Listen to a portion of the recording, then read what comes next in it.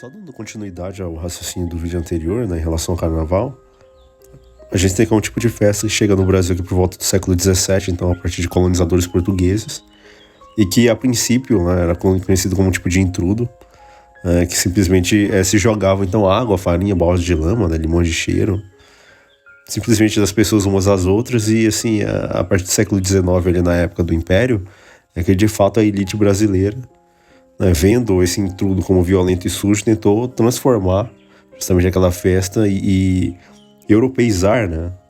Justamente em forma de baile de máscaras, de desfiles.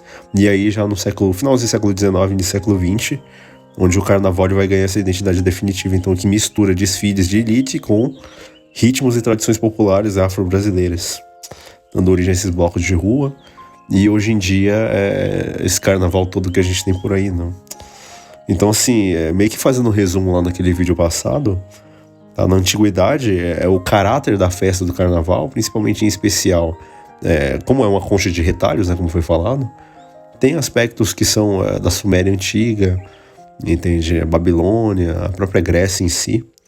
E na antiguidade, os ritos eles celebravam a fertilidade, a adoração de deuses pagãos, inclusive a inversão social.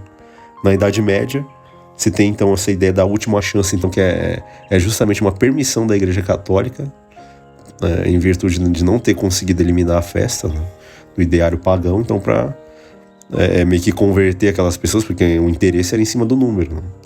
Então o fato é que eles preferiram adaptar a festa. Então vocês têm a última chance de pecar, mas depois vocês têm que se regrar conforme o regimento interno da igreja e parar de pecar, tá? Então como carne antes do jejum da tal da quaresma. No Brasil colonial, tinha que ver com brincadeiras rudes de rua, trazidas então em virtude desses colonizadores portugueses, mas que atualmente envolve um total sincretismo cultural, né, com religiões de matriz africana, samba e inclusive grandes operações comerciais, né, porque é óbvio que o pessoal do mercado não ia ficar de fora, entende? Então, assim, é interessante estar analisando, né, esses pontos, ver essa questão então do carnaval, né, essa questão da idolatria, né, em cima desse passado espiritual, quer dizer, o argumento mais pesado que foca então nas raízes do carnaval, né, essas festas, esses bacanais, entendeu? Inclusive lupercais também, vista como celebrações a divindades pagãs, que para o cristão rígido, simplesmente o ato de participar da festa seria uma forma indireta de idolatria ou comunhão com o que é espiritualmente impuro, ou associação demoníaca. Entende? Então, assim, a ideia é que, de acordo com 1 Pedro 5,8, o cristão vigie e esteja sempre vigilante, porque o diabo ruge como um leão esperando a quem possa tragar. E aí você tem justamente um ambiente propício para isso, né, em cima dessa questão de euforia, de barulho, entende? Com esses tambores, esses batuques, que justamente traz essa desatenção, esse foco, né, em cima do que é carnal e não do que é espiritual, tá? Então, assim, é interessante estar vendo essa questão, né? Só que aí tu tem o ponto sociológico. E é aqui que vale a pena estar justamente trazendo alguma visão sobre, né, esses aspectos sociológicos, porque, por exemplo, do ponto de vista do estilo de vida, né, tu tem a alienação total. Quer dizer, um dos argumentos mais fortes é que o carnaval ele funciona como uma válvula de escape artificial. Quer dizer, as pessoas gastam dinheiro já com as festas de fim de ano.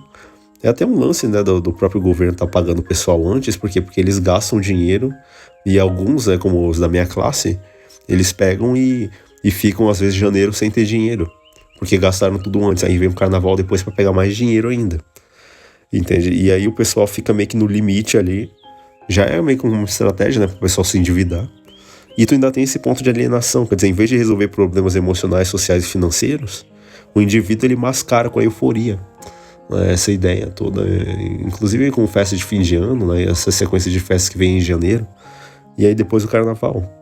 Quer dizer, ao fim da festa, ele entra e bate na cara com o choque da realidade, porque ele vê que, de fato, ele entra num tipo de depressão pós-carnaval, o tanto de besteira que foi feita, financeiramente falando, né?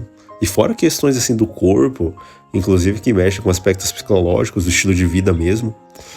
Então, infelizmente, eles vão deixar para refletir só no final. entende? Acerca do que foi feito, das consequências, fazer o balanço geral. Só que aí já acabou o ano praticamente, né? Porque se tu começa um ano extremamente mal, como é que você espera durar esse ano e crescer profissionalmente ou ter algum tipo de ascensão, né, em alguma área da vida?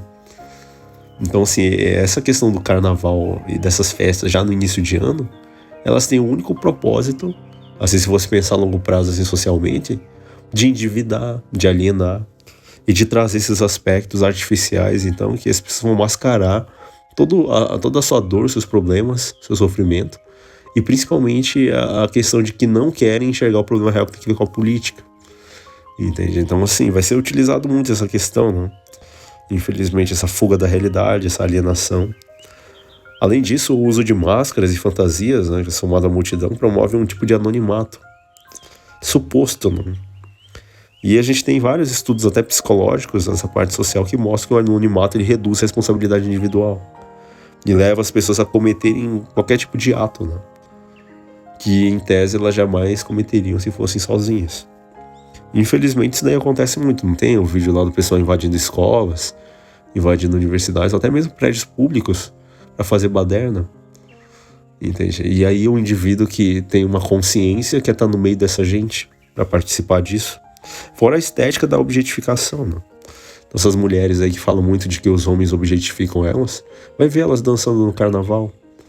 São elas mesmas que se exibem. Inclusive tem um aspecto ambiental bem forte nisso, né? Porque essas penas que são usadas, elas geralmente são tiradas ali das aves, né? E aí tem um impacto ali ambiental, digamos assim, até mesmo essa questão do sofrimento de animais, que muitas vezes ninguém fala, tá? Então, até mesmo do ponto de vista de saúde das relações, o carnaval promove hipersexualização.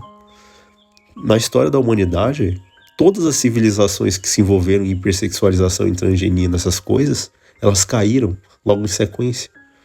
É só olhar a Roma Antiga, a própria Grécia também, né? Que acabou muito nessa questão de devassidão. Entende? Babilônia, né? Tem lá o relato de Daniel no livro, né? Os caras fazendo orgia, bebendo vinhos e bebidas fortes nas taças que eram utilizadas no santuário do culto a Deus, né? Que era do templo de Salomão. E aí aparece a mão escrito, né? Colocando aquelas inscrições ali na parede, né? Se não me engano em hebraico, dizendo Mene, Mene, Tekel e Parsim, né? Quer dizer, o teu reino foi dividido entre os medos e os persas e tu foste julgado, colocado na balança e foste achado em falta. Você foi pesado e não foi encontrado o caráter correspondente, né? Que deveria. Então, assim, tudo isso feito em prol dessa questão de hipersexualização, dessa mistura, né? Um entorpecimento mental de se pegar coisas profanas e misturar com santas, e não é isso que o carnaval representa, até mesmo por essa permissão católica do que eles estão fazendo. Então é importante estar avaliando isso, tá? Na Bíblia, por exemplo, quando você vai analisar alguns argumentos contrários a essa ideia do carnaval aí, o conceito do fogo estranho. Tem muitos lá que acreditam literalmente que Deus vai perdoar os pecados deles depois. Inclusive líderes religiosos que comparam a busca, né, por alegria no carnaval como fogo estranho. Só olha lá Levítico 10, onde você tem essa ideia de que buscar um preenchimento espiritual, e justamente por vias não autorizadas por Deus, né, uma alegria barata cristã, que na verdade deveria ser um fruto do Espírito, mas que na verdade é baseado em artificialidades. Fora o escândalo, a pedra de tropeço. Mesmo que um cristão ache que não consiga lidar ali com o ambiente, a própria presença dele ali valida o sistema. Entendeu? Valida, diga com quem tu andas, eu direi quem tu és.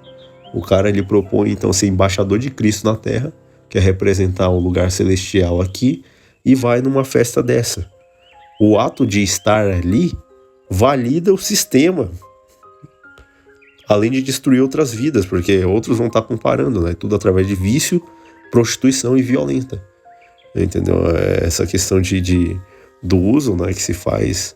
É porque a maioria das pessoas que estão ali não tem assim, uma certa sanidade, né? Então, prostituição, violência, vício, entendeu? Exprimindo a falta de amor e principalmente de responsabilidade social, fora o dinheiro público que é gasto para fazer essas coisas. Entendeu? Que sai do bolso de gente que não tá nem aí com essa festa. É por isso que, querendo ou não, 38 tem razão. O lance é desinvestir. Porque pra onde tu fores, né? e tu estiver financiando o sistema, você está sendo cúmplice 2 vezes, porque simplesmente você está ali financiando, está pagando para sodomizarem outros, está pagando para, assim, uma série de outras coisas, distorções, né, que estão acontecendo na sociedade. E assim, Pedro, ele diz na Bíblia que o cristão, né, ele não deve permitir esse excesso de devassidão, que é justamente praticado por pessoas que estão nessa festa. Então, assim, a resistência ao carnaval não é apenas uma escolha, mas é uma marca de identidade. Fato. Né? Então, se você não é estranho para o carnaval, talvez não seja estranho para o mundo. E óbvio que quem quiser ser amigo do mundo se constitui um inimigo de Deus. Está muito claro isso nas Escrituras. Então, assim, para que a festa do carnaval ela serve? Né? Ela serve ao propósito de alienação, pão e circo. Tá certo que pelo menos Roma ali dava alguma coisa de comer para as pessoas, né? Só que aqui o pão que está sendo dado é o imposto dos outros que não tem nada a ver com a festa. Então, assim, a festa serve como um anestésico literal para os problemas.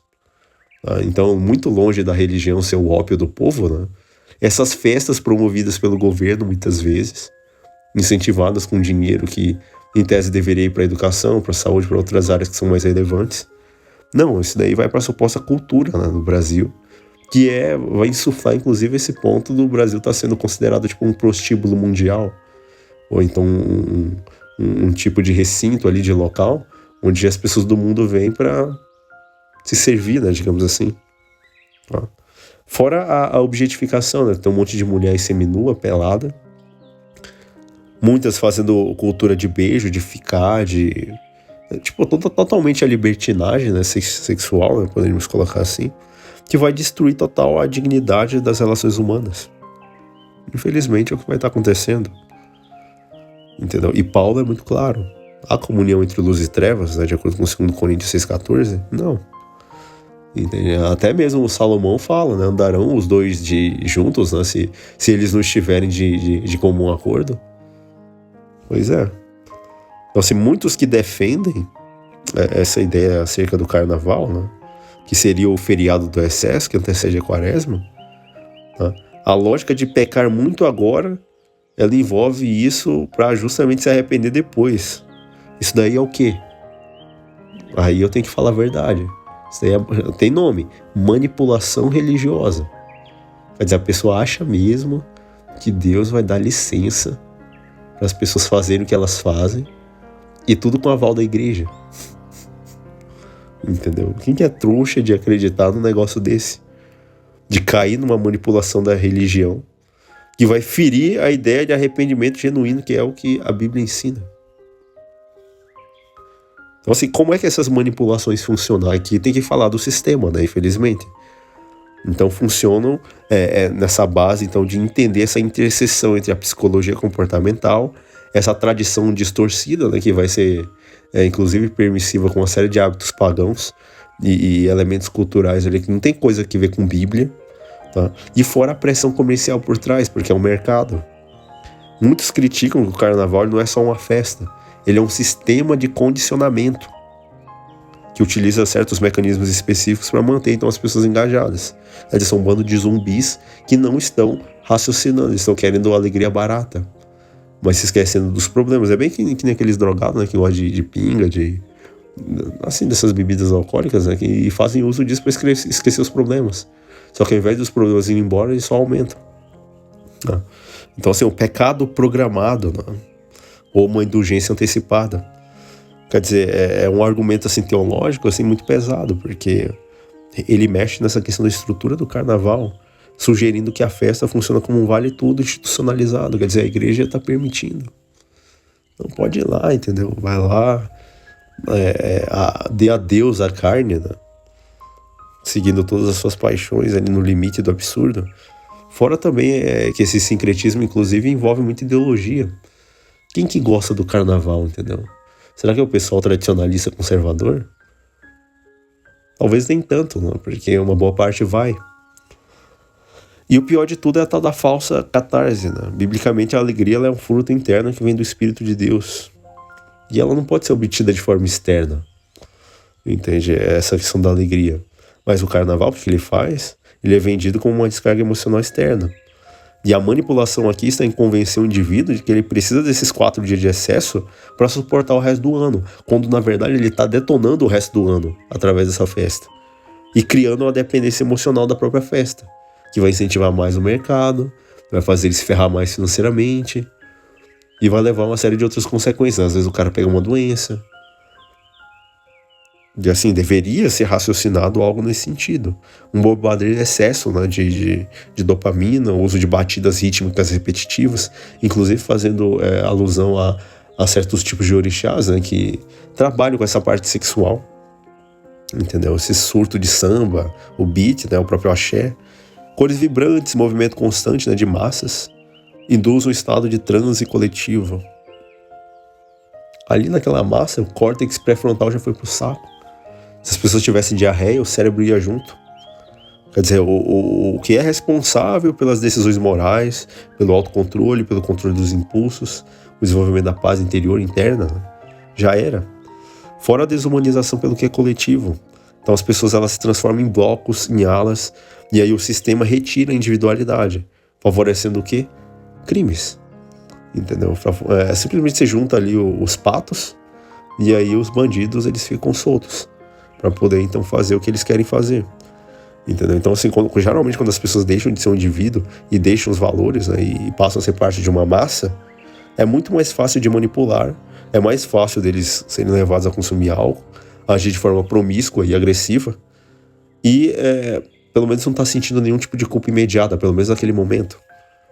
Então, infelizmente, isso daí vai estar acontecendo, não tem assim como fugir, entende? É uma coisa que deveria ser falada, que tem que se tocar de certa forma, para ver se acorda alguns, mas só que o fato é que tu tem, então, um ponto em que toda essa balbúrdia, ela vai ser vinculada, então, ao sistema econômico, que vai monetizar agora essa exploração do vício e da dependência, então, de uma festa como essa, tá? Em cima de pessoas que são idólatras e que estão adorando ali os prazeres, o próprio eu nesse sentido.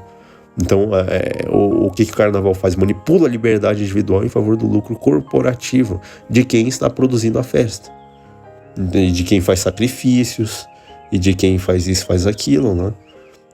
Práticas totalmente contrárias ao que era, inclusive, ordenado na Bíblia, né? Que se mandava eliminar certas pessoas nesse sentido. Um marketing de descontrole, né? Onde as grandes indústrias de bebidas investem bilhões, né? Para simplesmente associar, então, facilidade suprema a essa questão do consumo desenfreado. Então, assim, a Bíblia ela apela para quê? Para sobriedade. Entendeu? A manipulação ocorre quando o mercado vende essa ideia de perder os sentidos como ápice de diversão, onde a pessoa simplesmente se entrega então às suas devassidões internas e simplesmente fica absorta. Os sentidos já não raciocinam, já não têm a mesma percepção. Tá? E óbvio que tudo isso vai esconder as consequências nefastas da saúde e também a segurança. O pão e circo moderno, né, essa ideia dessa ferramenta política e social, por isso que o governo gosta de investir, né, em cima disso. Quanto mais burros e idiotas as pessoas forem, melhor. Entende? E se puder fazer isso no início do ano, melhor ainda. Entende? Porque aí você tem, então, problemas graves como corrupção, saúde precária, desemprego, entendeu? Batendo recordes. Questão dessa ideia de aumento de impostos, né? Porque nunca se fala no Brasil em diminuir impostos. Entende? Quer dizer, eles falam em diminuir, né? Não é acabar com impostos, é diminuir. E assim, não aumentar, né? Tem outros que falam nessa linguagem. Mas assim, o ápice em vender uma diversão barata, né? Para as pessoas ali esquecerem dos seus problemas. Entendeu? Tanto faz se é Copa do Mundo ou qualquer evento que é considerado importante, né? Que vai desviar o foco então do que as casas lá estão fazendo, né? As casas do Legislativo, até mesmo do Judiciário mesmo, da Presidência da República. E assim, eles atingem de fato o ápice, né, do que eles querem. É um povo entorpecido, burro, dependente, e que logo vai voltar, né, para perpetuar esse tipo de corrupção. E aí continua, tem como resolver esse sistema? Não tem. Entendeu? Até se costuma dizer, né, que não importa quem esteja no poder, porque a corrupção está partindo do brasileiro, entendeu? E mesmo assim o indivíduo sendo brasileiro, ele tem que reconhecer a sua própria corrupção para achar um caminho necessário então, para fugir disso. Entende? Então, assim, infelizmente, a proposta do carnaval, dentro do molde que se conhece, ela é pura manipulação. O arrependimento individual é posterior, né? Porque a igreja está liberando. Ou seja, peque agora, peça perdão depois. Né? Só que não se tem a garantia de que Deus vai perdoar. Então, é a igreja que está falando. Então, só que a igreja perdoa pecados, tem que ver o que está na Bíblia. Questão de anonimato, ninguém está vendo, né? O indivíduo é apenas mais um. Isso daí até é ruim também, porque as próprias forças de segurança vão atacar, no caso, em blocos. Então, se o cara apanhar ali, ele é mais um também. Lá fora o extravasamento, né, absurdo, que as pessoas soltam literalmente seus demônios, seus desejos, e a euforia e felicidade medida por decibéis e álcool. Mas quanto mais álcool, mais droga, entorpecentes essas coisas as pessoas usam, mais felicidade elas têm. O que é totalmente em contraposição, o que está em contraposição com a alegria e a felicidade trazida pelo Espírito, na sobriedade e no poder da verdade que vem da palavra de Deus. Então, qual que é o princípio bíblico? No caso ali do arrependimento posterior, Jesus Cristo, lá em Gálatas 6:7, né, por meio da boca de Paulo, ele fala: o que o homem semear, isso ceifará. Eletromagnetismo, mandou, volta, mesma frequência, justiça, né, absoluta. Questão de integridade, né, viver como se estivesse sempre diante de Deus. Mas eu acho que Deus ia para uma festa como essa. A verdadeira liberdade é o controle sobre os impulsos. O que não se vê isso no cara lá tomando mijada na cara. Ok. E ele com os problemas dele para lá. Estado de espírito, né, e essa questão de independência mútua, questão de estímulos, né, externos, assim, no limite. Então, assim, existem esses pontos, né, que tem que ver, então, com essa questão do carnaval. Agora, qual que é a importância, então, da pessoa chegar a um entendimento sobre e, então, buscar, de certa forma, uma elevação particular a partir do estudo dela e da experiência dela nesse sentido de não estar entrando nessa questão de, assim, de ficar totalmente ébrio, né, diante de situações que envolvem corrupção no país e outras coisas mais. Quer dizer, é um baita de um anestésico, né, que é usado, então, para cima das pessoas, tá? Então, assim, justamente esses princípios que tem que ver com conduta, até mesmo com advertências espirituais, não levam em conta que o corpo é o templo do Espírito Santo, né, de acordo com 1 Coríntios 6,19. Não levam em conta a modéstia cristã e nem nada, né? Quanto menos roupa, melhor. E ainda propicia esse ambiente, né, que tem que ver com essa questão de torpeza, né, entre homens e homens, mulheres e mulheres, etc. Mas nada contra quem quiser fazer que faça, só que há consequências, né, nesse sentido. Então o fato é que existem esses argumentos, deveriam, assim, de certa forma, fazer mais debate nessa questão, até mesmo para refinar, né, algumas ideias ali que ficam, de certa forma, soltas, mas o ponto principal é que o indivíduo ele acaba perdendo muito, né? E assim, o solteiro que está fora do carnaval não está perdendo absolutamente nada, e simplesmente não está frequentando. E, inclusive eu estava vendo aí na comunidade, né, um pessoal falando que não, porque vocês sabem que não pegam ninguém mesmo, é por isso que fica de mimimi, né? Só que isso daí só esconde a falta de argumentação, né, nesse sentido de tentar confrontar um fato, que o indivíduo está se expondo a riscos ali reais, tanto de vida, né, de ser assaltado, ou ser morto, mutilado, ou até mesmo, de certa forma, sofrer violência, né, ali. E, assim, tanto faz se é homem ou mulher, né? Todos estão sujeitos, dentro de uma festa dessa, essas loucuras de indivíduos que já foi falado que não tem nenhuma sanidade mental nem nada. Entende? As pessoas acham que estão se divertindo, mas na verdade elas estão simplesmente se afogando no meio dos problemas, achando que vão resolvê-los, né, dessa forma. E enquanto isso a igreja manipula, né, dizendo, não, vocês podem ir lá fazer, pular, né? Depois se arrepende, né, como se fosse assim muito simples perdoar pecados. Né? Lembrando que quem perdoa pecados é Deus, não pode ser nenhum homem, porque isso é blasfêmia. Então o fato é que as pessoas elas tentam jogar esse shame, né? Tá de mimimi, não sei o quê, como se fosse um grande mérito você ir para uma festa dessa e beijar uma mulher que chupou 30, 40, 50 rolhas diferentes. Se duvidar, tá até com aquela bactéria de cadáver, né, que fica E aí vai passando doença geral para todo mundo. Aumento exponencial de STs, né? Então, assim, esse que é o mérito, né, de você provar que é um tal de homem de verdade que vai estar pulando no carnaval. Então, assim, quem que quer ir, que vá. Entende? Só depois que as consequências aparecerem, entendeu? Não adianta achar que Deus, beleza, ele pode até perdoar o pecado, mas não vai tirar a consequência. Entende? Porque as pessoas elas precisam, de acordo com Isaías 50, versículo 11, lá diz, ai daqueles que acendem fogo, entende? E que andam segundo as brasas do fogo que acenderam com as próprias mãos. Porque as pessoas elas precisariam entender que o que ela está fazendo, ela está plantando, o que ela vai fazer, ela vai colher. Então, cedo ou tarde, e sempre se colhe mais do que aquilo que se planta. Então, assim, não é assim desabonando as pessoas de ir ou de não ir, não. Cada um que tome a sua decisão, mas o fato é que, biblicamente falando, há uma série de empecilhos para aqueles que querem de fato uma santificação, que querem um certo aperfeiçoamento, até mesmo intelectual, né, ficar no meio de uma festa como essa. Quer dizer, a própria ideia de festa, né, que era uma ideia bíblica nas festas judaicas e tal, tudo isso foi deturpado. O que é festa hoje em dia?